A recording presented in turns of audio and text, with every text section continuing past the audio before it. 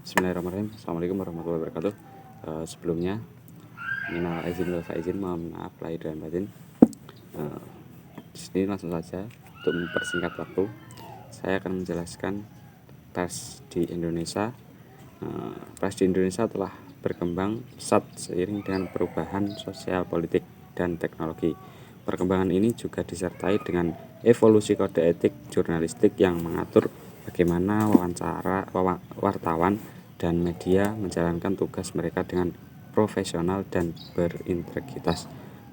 Berikut penjelasannya.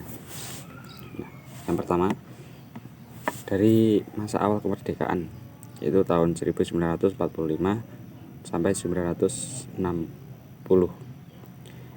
Setelah kemerdekaan Indonesia pada tahun 1945, pers berperan yang sangat penting dalam perjuangan untuk membangun negara dan memperjuangkan nilai-nilai kemerdekaan pada masa ini.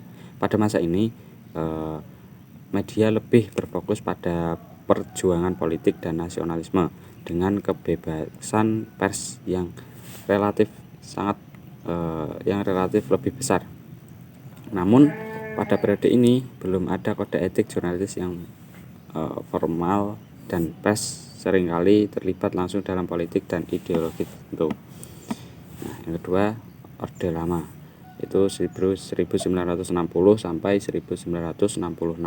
Pada masa pemerintahan Presiden Soekarno, kebebasan pers tetap ada, tetapi pers banyak terlibat dalam politik, terutama dalam mendukung ideologi pemerintahan.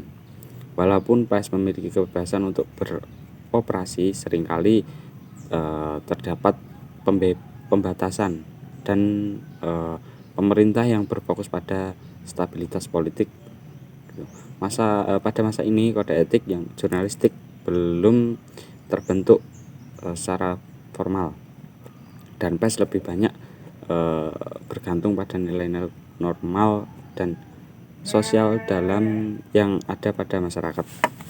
Yang ketiga yaitu Orde Baru, itu pada 1966 sampai 1998. Di bawah pemerintahan Presiden Soeharto, yaitu pers mengalami kontrol yang sangat ketat oleh pemerintahan.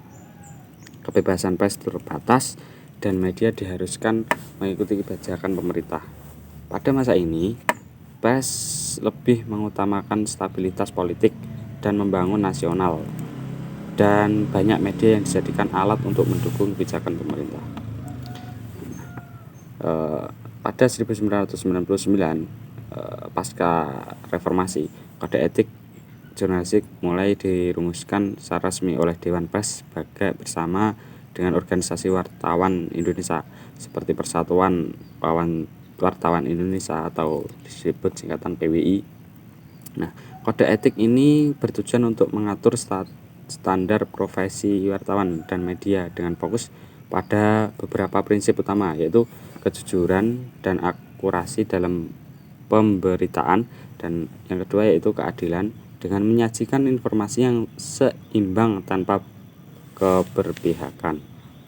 Yang ketiga yaitu menghindari konflik kepentingan dan praktek-praktek tidak etis seperti suap. Terus yang keempat itu menghormati hak privasi individu dan menghindari penyebaran fitnah. Lanjut, yaitu nomor keempat ya, masa reformasi pasca orde baru, yaitu 1998 sampai sekarang. Setelah jatuhnya Orde Baru, dimulainya era reformasi. Kebebasan pers di Indonesia semakin berkembang. Banyak media yang mulai beroperasi secara independen, terutama media online yang muncul seiring dengan kemajuan teknologi informasi.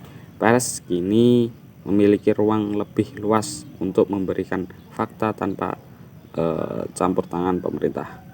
Pada masa ini, kode etik jurnalistik yang telah disusun pada tahun 1999 terus dipertahankan dan disesuaikan dengan perkembangan zaman. Beberapa prinsip yang ditekankan dalam kode etik jurnalistik saat ini antara lain kebenaran dan akurasi, terus objektif dan independensi, terus tanggung jawab sosial, menghindari hoak dan disinformasi. Dengan demikian pesatnya perkembangan teknologi, terutama media sosial, tentang tantangan baru muncul dalam dunia jurnalistik, seperti penyebaran berita palsu atau hoax yang cepat menyebar.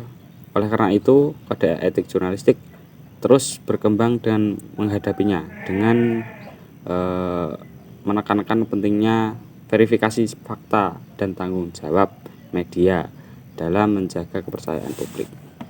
Mungkin cukup sekian dari saya. Wassalamualaikum warahmatullahi wabarakatuh.